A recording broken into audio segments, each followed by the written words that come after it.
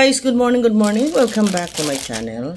For today's video, we're going to hold a review another collection of lingerie panty. So without further ado, let's begin. Ito yung ating collection for today. Ito, mid panty. Ayan, ang ganda ng kulay. Nice. Ayan oh. Good. Look at this stripe.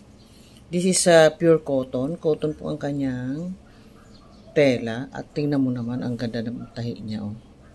Nice quality po ito. Ayan. Tingnan natin sa loob. Wow na wow. So, this is free size. Look at this. Wow, ang ganda. Tingnan mo naman, pati dito sa crotch. Perfect. Ang ganda ng quality nito. Ayan, kita nyo naman. Ang ganda-ganda. So, kapag i-rate natin ito ng 1 to 10, bigyan natin siya ng perfect 10 because look at this. So beautiful and good quality. Sa quality, good. Tingnan mo naman yung ano niya. Oh. And cotton po ang kanyang material. Ayan, oh. Machine wash.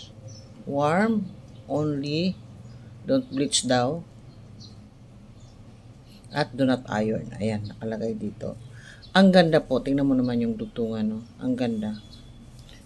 Good quality.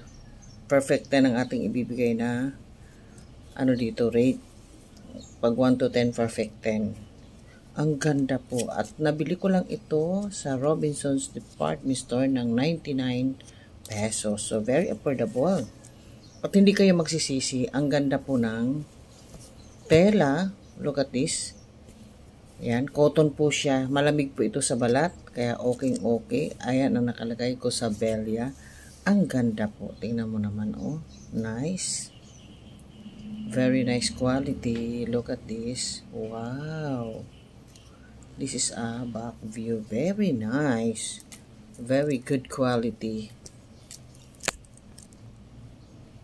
Tingnan mo naman, oh. Nice talaga.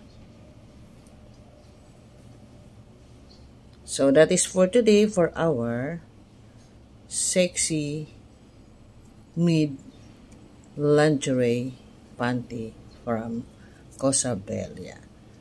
Thank you for watching. Bye-bye.